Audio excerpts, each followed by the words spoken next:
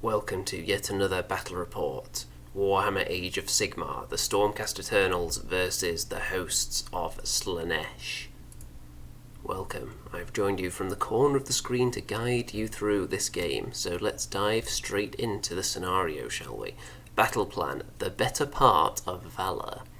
It is important to learn when to hold in order to ensure victory, and when to fall back in the face of unbeatable odds. A battle can be decided by the general most capable of resolving this difficult dilemma. So, if we look at the map here, the way this scenario works, there are 6 objectives, 3 on each side, and they are worth more the longer you hold on to them before you cash them in and effectively destroy them, take them out of the game. So do you hold your nerve and hold on to them for longer so they'll be worth more later? Do you risk the fact that your opponent may come in and steal them off you in that time? Or do you just get them out there early and get those points on the board? Well, let's have a look what we've got here. So, as you know, Stormcast Eternals versus Slaanesh.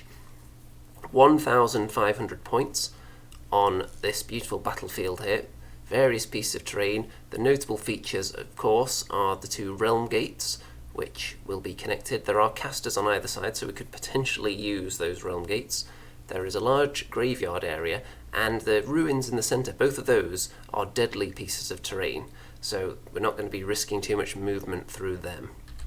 Let's go through the forces then. So, sitting on this objective on the right-hand side of the Stormcast Eternal half of the battlefield, we have 5 Judicators, 2 Concussors, and we have the Knight Incanter. Then as we move left, we have 5 Liberators and the Knight Heraldor. There's lots of terrain pieces for him to blow his mighty trumpet into on this battlefield. And then on the far left we have the Celesta Ballista. So that's not a lot of Stormcast Eternals, you may cry, but in the heavens, in the celestial realm, we have a Lord Celestant on Dracoth, we have the Knight Azeros, we have 5 Retributors, and we have 3 Prosecutors with hammers. Over to the forces of Slaanesh, and we have Demonettes. This is the right-hand side as the Stormcast look across the battlefield. The 10 Demonettes there, and they are accompanied by the Mask. Then there are 2 units of 5 Seekers of Slaanesh there, Demonettes riding on those, and a Demon Prince in the middle there. We have 10 more Demonettes with a Herald of Slaanesh, and they are on another objective there. Then there is a Chariot and an Exalted Chariot there. That's what I believe they are anyway. Then there is the Keeper of Secrets accompanying 10 more Demonettes on another objective, so very handy little units there to sit on those objectives in a game like this. And then there are 5 more Seekers, except actually these are Hellstriders, so the same mounts but they have different riders. These are actually the only mortal warriors in the Slaanesh army here. And then the forces of Slaanesh have brought some endless spells along. The only 2 that will come up in this game are the Soul Snare Shackles and the Prismatic Palisade. The other one is not used, so I don't feel the need to mention it. But that's all 1,500 points. So, turn 1, and the roll-off to decide who's going to go first in this battle goes to the Stormcast Eternals with the orange dice there. And the Stormcast Eternals are going to let Slaanesh go first, because there are no ranged attacks on the Slaanesh side. There's only 1 spellcaster, so not much to threaten with. However, a lot of the units can run and charge, and they're very fast, so there could potentially be some charges in the first turn here. There are a couple of my units that are perhaps a bit too far forward. I've got the Ballista and the Judicators holding objectives, so we don't want them getting into combat, do we? You can see here that the Seekers and the Demon Prince are pushing up. That Demon Prince can fly, by the way, as you'll see from the wings, so it's quite fast. And a Chariot moving up in the middle as well. The Hellstriders are moving up the flank towards the Ballista, which would not be a good time, so I'm going to have to bring someone down from the heavens to assist there, probably. And over on this side, there's not a lot of movement, but you can see that the objectives are currently worth 1. If my opponent were to cash them in at the end of this turn, they would only be worth that single victory point. If you wait until the next turn, then they're worth 2. If you wait until the turn after that, then they're worth 4. And then if you get them all the way to the end of the game, they become worthy of 8 victory points if you cash them in during your final turn. So if you hold them from turn 1 all the way into the end, then I believe they don't actually go up in value at the end of the 4th turn. And you can see that the big chariot is just sitting back there a little bit. Obviously, you wouldn't want to spread out too much and leave the Demonette units unguarded when the Stormcast Eternals have lots of units up in the Celestial Realm who can potentially zap down there and kick some serious half-naked butt. You can see there all the objectives that are being held there. No points cashed in yet, though. Turn 1 for the Stormcast. So, the Lord Celestant on Dracoth has dropped in. The Ballista actually got quite fortunate in the Slaanesh turn because they were just about a millimetre out on their charge of getting within half an inch to succeed with the charge, so that's a bit fortunate. So the Lord Celestant has dropped in to bolster that side, and he's quite confident he can take out those Hellstriders on his own. You can see there the distance, so they did actually get perilously close there. But of course they don't want to go through that piece of terrain because it's deadly, so they are hoping to go around it. And that's why the Ballista has been set up behind there in the first place. Then, some wounds are put onto the chariot. This is no doubt from the Ballista. And the Judicators and the Prosecutors who have dropped in behind enemy lines, they target the Demon Prince and they actually put 6 wounds on him. I think he's only got about 8, so he's actually at death's door already. And you can see the Retributors just had enough room to drop in the corner. If you're going to be facing an army that can drop in units behind your lines, then spreading out so that there's nowhere for them to land is a very good idea, but obviously these Demonettes did not get the memo, so they left that tiny crevice in the corner which is just big enough for a unit of Retributors to land. They don't succeed with their charge in the first turn though. The Concussors go straight up there because they want to get into the action. They don't want any of these units being able to charge into the Judicators next turn, so they've gone straight into those Seekers and they've managed to kill 3 of them and wound another. So very, very potent warriors these. They're a bit vulnerable to mortal wounds though, so we'll see if the Slaanesh forces have anything to deal with them.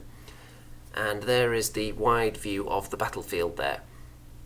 So in the centre, the Liberators and the Knight Heralder look like they're going to have to contend with a chariot. All the Slaanesh forces are pretty much veering around that deadly piece of terrain right in the centre. They don't want to risk going through it and taking wounds. But of course, the closer they stay to it, the more chance that the Knight Heralder will be able to set off his ability and crumble a lot of them with the falling masonry. You can see where the Prosecutors there at the back in the middle. They're going to be lobbing their hammers and then diving in to combat if necessary, but ideally they just want to be throwing their hammers and just being a nuisance, a bit of a threat, because as soon as they go into combat they could die and then that's threat over. The Concussors are just hoping that their just wall of solid meat that they're providing is going to be enough to take out the Slaanesh attack down this side. They've already severely hampered one of those units' progress there, and the Demon Prince is at death's door, so nothing too concerning over there. Very worried about the Keeper of Secrets over on the left, of course, and you can see that the Prismatic Palisade has actually been put up there, which I forgot to mention. That was put up to stop the Ballista targeting the Demonettes and the Keeper of Secrets who are sitting on the objective there. So the Keeper of Secrets obviously is able to just come out and start kicking butt. And there is the possibility that Slaanesh units can be summoned later on. The way that seems to work with them is that their heroes, whenever they take wounds or whenever their heroes dish out wounds, then they start building up points which can then be cashed in later. So there's a lot of heroes on display here. So the roll-off for the second battle round, the forces of Slaanesh actually win this one, as you can see. So they are going to go first in the second round, and you can see that these soul snare shackles have been put up, and presumably that's to try and hinder anyone that drops in behind them. I think it's only the Knight Azeros who remains, but I think he would possibly cause trouble to the Demonettes if the Keeper of Secrets is planning on not hanging around there. So 2 endless spells have gone off so far. In the middle, the other unit of Seekers and the Wounded Demon Prince have both gone into the 2 Concussors there. Is that going to end well for them? I would guess not, because the Demon Prince is already wounded, but it depends what they can do before that unit gets killed and the others get severely whittled down. And over here you can see that the Demonettes, who are accompanied by the Mask of Slaanesh, have just moved forward slightly off the objective so that if the Concussors do charge into them, if the Retributors, should I say, charge into them, they won't be able to kill enough of them and then get close enough to take control of the objective away. regardless of where the casualties are taken from. Over here, the chariot has charged into the Knight Heralder, hoping to kill him before he's able to kill too many units with his very potent ability. And the Hellstriders, who the Lord Celestant on Dracoth wasn't able to charge into. Last turn he failed as well. It's always unlikely that you'll actually succeed with the charge. So they've charged into him, and they're actually going to be dragging the Ballista into combat as well there, which means that it'll only be able to target them while they're still alive. And you can see here that the Lord Celestant only takes 1 wound in that combat. They went first, which I'm going to suggest is possibly a mistake here, because I think it's going to mean the end of the Demon Prince before he gets to strike. And that is exactly what happens. So, the attacks are split from the concussors, some of them on the Demon Prince, some of them on the units. They finish off the unit that was hurt on the right, and they've taken out the Demon Prince before he got to strike. So I think the Demon Prince going first, although I haven't really looked at his profile, so he might not be that amazing. And then when the Seekers eventually attack, there's not much damage done there. You can see only a small amount of damage done to the concussors. The Knight Heralder puts a wound or 2 onto the chariot.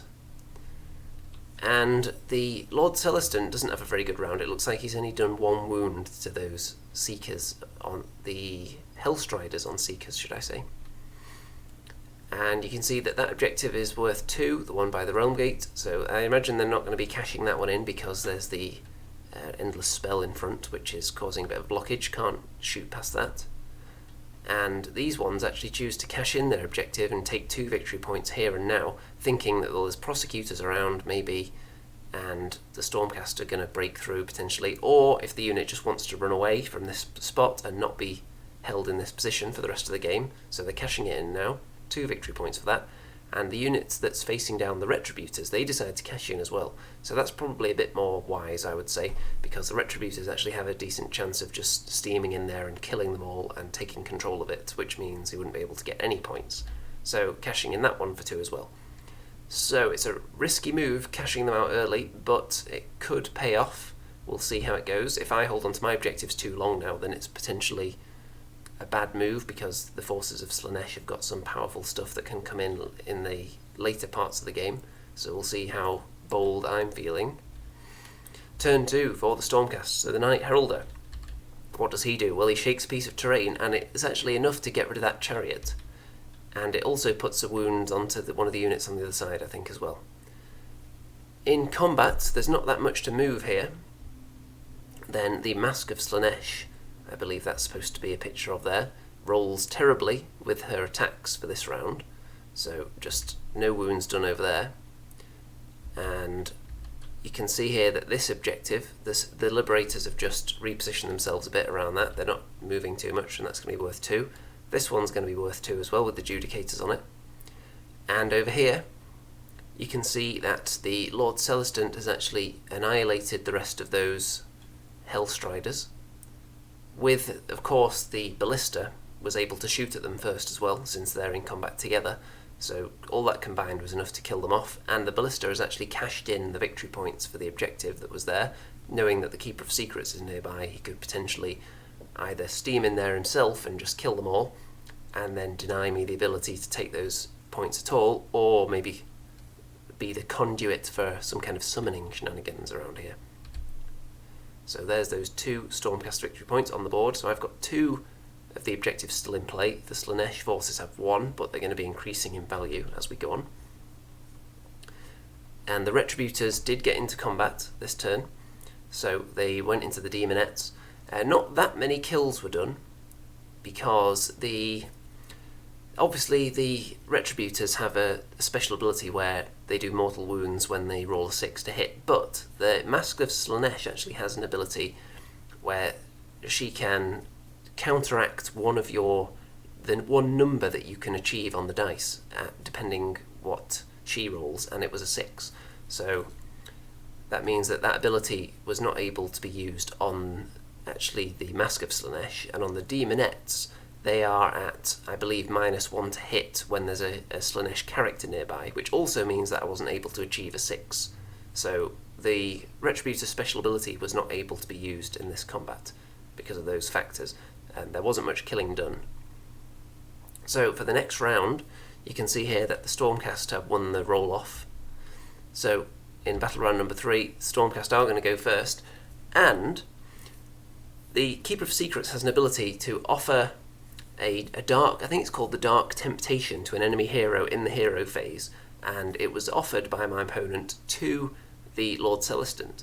And the Lord Celestant thought, you know what, I'm going to attack the Keeper of Secrets, and I'm going to just hear him out. What could this Dark Temptation be? And apparently you gain 6 attacks with a weapon for that round, but if you roll a 1 to hit with any of them, then the character is automatically killed. And I thought, this Keeper of Secrets is probably quite a tough cookie. I'm not going to take it out in one go. But if I can get 9 attacks with my hammer, then I might actually kill it or severely weaken it, more than I would have done before I died otherwise. And even if I roll a 1, I think we established that you would be able to actually complete the attacks before being killed. So if that's wrong, then let me know, because I probably would have taken a different selection here. But I chose to accept the gift, knowing that it would give me a lot of attacks, and if I rolled any 1, the Lord Celestant would just die, as he probably would do in combat with this beast anyway. And you can see the attack rolls there, so he did actually get a couple of 1s and just died horribly, but he was able to get some wounds in on the Keeper of Secrets as well. And you can see there, dead. But it is wounded.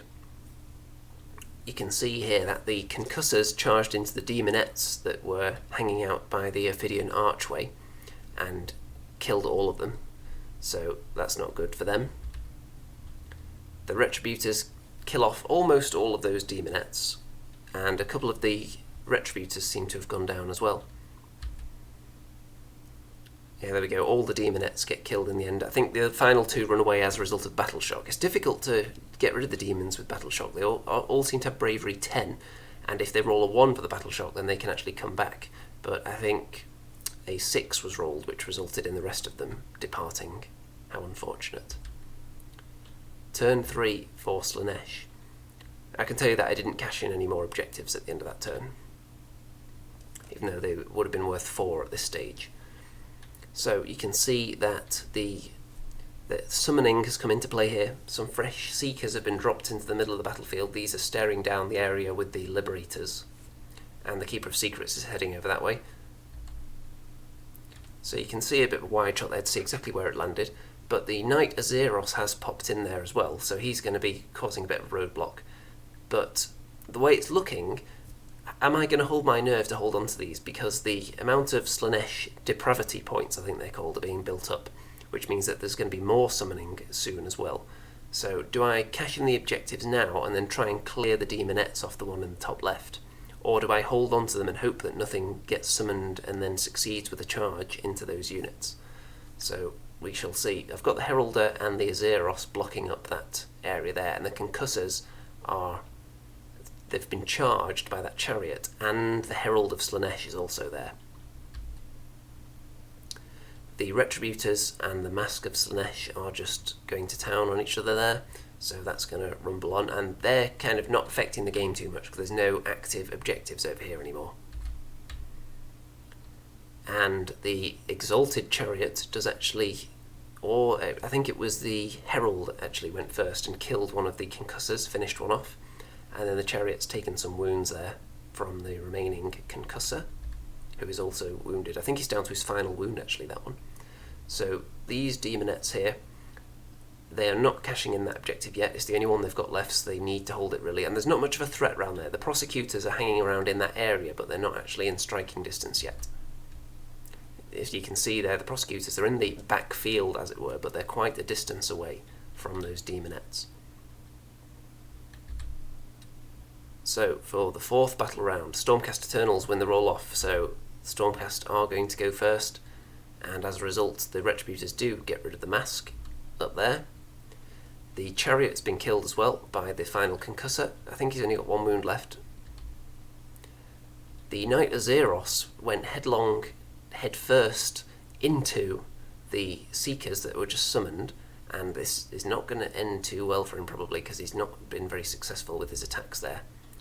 So the Liberators choose to cash in their objective because it's not going too well there, and there's a Keeper of Secrets still alive, and the Seekers and the ability to summon more units as well. So I thought, do I cash in both of these objectives now? Because if I cashed in both, I would be sitting on 10 points, because they'd be worth 4 each. Then I'd have 2 that I cashed in earlier, and my opponent has already got 4 in the bank. So if my opponent manages to get to the end of turn 5 with his remaining objective, that becomes worth 8 victory points.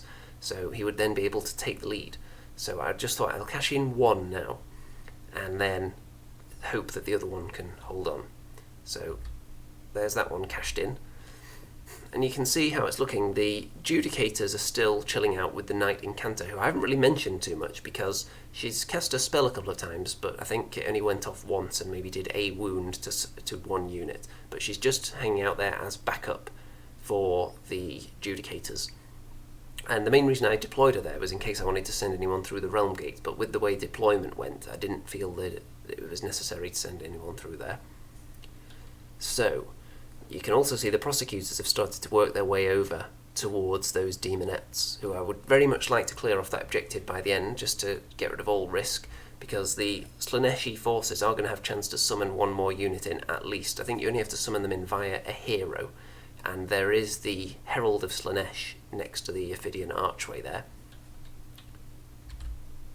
So, turn 4 for Slaanesh, and as you can see, this is the sweet spot that these Seekers were able to be summoned into. They have to be within a certain distance of the hero that's bringing them in, and they have to be 9 inches away from the enemy, so they have to be in kind of that conga line formation, and they're no doubt going to be making a beeline for the Judicators in the bottom right-hand corner. So, because that's the only active objective that I've got left right now. So the Concussor manages to finish off the Herald of Slaanesh. These Seekers in the middle do actually, well, it's kind of the middle left, they kill off the Knight Azeros. So the Heraldor is still there, the Liberators are still hanging around, but they're not doing much, there's no objective for them to hold on to now. It's all about the Judicators and the Seekers that just came in, because potentially they can run, if they get the first crack at battle round number 5, they can run and charge and make it into the Judicators and kill them, and take away my possibility of cashing in that objective right there. So we shall see. They're definitely capable of doing it if they get first crack at turn 5, but they don't. Stormcast Eternals win the roll-off, which means I'm going to be able to cash that objective in for a very high value and pretty much win the game here. But there's still killing to be done, so the Retributors want a piece of them, but I think they actually failed their charge there. The Prosecutors and the Concussor are using their ranged attacks on the Demonettes who are sitting on an objective, but don't kill enough of them, and then don't succeed with any charges. The Judicators cash in their objective because it's the final turn, so 8 points for that one, which means that I've got an 8, a 2 and a 4, so 14 total points for the Stormcast Eternals. The most that Slaanesh can get at this stage is 12, but we're going to play it out anyway. And my opponent thought, well, might as well try and kill something. Seekers into the wounded Concussor, going to try and finish him off. And I don't think he actually managed to do it initially, but he did go down in the end, and those Prosecutors joined in. Only one of them could actually make it there. So the Concussor died. The Heraldor valiantly put up a fight against the Seekers on this side as well. And those Demonettes obviously cashed in their objective, with it being the final turn, so they held on for the 8 victory points for that one, which puts them on a total of 12, so it's a victory for the Stormcast Eternals with 14 points there to the 12 of the Slaanesh forces. So that is that, and as you can see, it was pretty critical, that turn 5 roll-off there, because if Slaanesh had won it, let's go back through the images here and look at that. So obviously with the Stormcast winning that roll-off, it was just easy to cash in the objective and win the game. But if you look at the way it's... let's see, did I have a good angle on this? I think the best one's probably there. So you know the Judicators are next to the objective in the bottom right there, and you can see that those Seekers would have been all over them like a rash if Slaanesh had got the first crack at turn 5. So that was a bit of a close call. It's a very interesting scenario. It's in the General's Handbook, this. And it does make you think, do you cash in early? Do you even have the units to sit on the objectives in your own half? Do you just push straight towards the enemy? These kind of scenarios encourage you to have quite a balanced list. You can't just have a couple of really meaty units. I'm thinking the kind of Nurgle armies I've faced recently. One of those would probably struggle on this scenario because they're not going to be able to go out and claim any objectives, and they're just going to have to sit there and basically get shot for the entire game. So at best they'll be hoping for a draw probably, unless they can do some hardcore summoning. And in order to summon units, you generally have to be out there achieving something, not just sitting around. So it's possible, but I think having both sides in this game had lots of different units. The Stormcast had 2 units that didn't care at all about moving, the Judicators and the Ballista, who were happy to just sit on the objectives for the entire game. The Liberators are cheap and expendable, so they're able to do that. The same as the Demonettes on the other side, except they are more of a combat unit, so they're not using the fullest of their abilities by sitting back, but they are cheap, so the best for that role. The speed of the Seekers nearly turned the tide of this game. They almost managed to charge the Ballista in turn 1. They were only marginally out, which could have been a big deal, because then I wouldn't have got any points for that objective, and Slaanesh would have actually controlled it for a moment. I would have had to probably dedicate more resources over on the left-hand side there, rather than just the Lord Celestin, because the Keeper of Secrets came over that way as well, and that would have been interesting. So, all in all, I would say there wasn't too much in terms of list building. We didn't use any artifacts or mount traits or anything like that in this game. So I'm going to get the new Stormcast Eternals book very, very soon, most likely for Christmas. So I'm going to put more thought into list building soon, and we'll see if I want to get some more stuff painted up as well. I'm looking at my evocators, or evocateurs, however you want to pronounce it. 3 of them.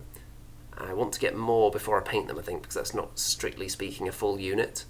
And I've got a couple of other units on the table as well that I might work on. All in all, good game. Could have gone differently with a bit of luck for the Slaanesh. The Slaaneshi combat rolls in this game were overall very, very bad. But most of the spells did go off, though. The one that affected the game, the Palisade there, that could have been a big deal, because it limited how I was able to reach that unit of Demonettes in the top left corner there. So that was a nice one. And I think with that, we will wrap this one up. So, a couple of things that remain to be said. Don't forget to check out all the links in the description, including throwing all your life savings at me for sitting here and producing battle reports. I know people value that very highly in society, and they want to reward me for that by just flinging untold amounts of cash in my direction. And don't forget to check out the various social media links as well. Check out the Andy and Rem Show Facebook group for Age of Sigmar related goodness. And do I want to say anything else before departing? I think the only thing left, actually, one more thing. I've fiddled around with my audio setup. I've got the microphone in a different place. Let me know if you found the audio more pleasing in this video than usual. And I messed about with a couple of different options as well, so hopefully it's been better, because a couple of people commented that the audio was a bit low in recent battle reports. It's something to do with open broadcast software. It just doesn't like my microphone, I think. So hopefully that's fixed some of that issue. And finally, good night out there, whatever you are.